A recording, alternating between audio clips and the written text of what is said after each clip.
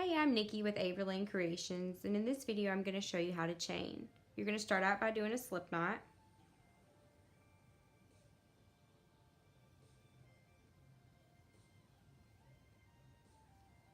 And we're going to chain 10.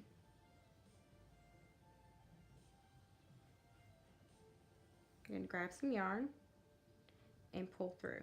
That's your first chain. Grab some yarn and pull through. That's your second. Grab some yarn and pull through. That's your third. Grab some yarn and pull through. That's your fourth. And at this point, I'm going to move up.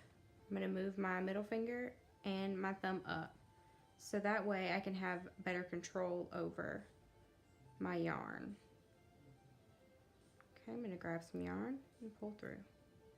Grab some yarn and pull through. All right, let's see where we're at.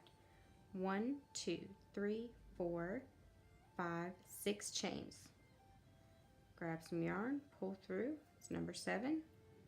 Grab some yarn, pull through. It's number 8. Grab some yarn, pull through. Number 9. Grab some yarn and pull through.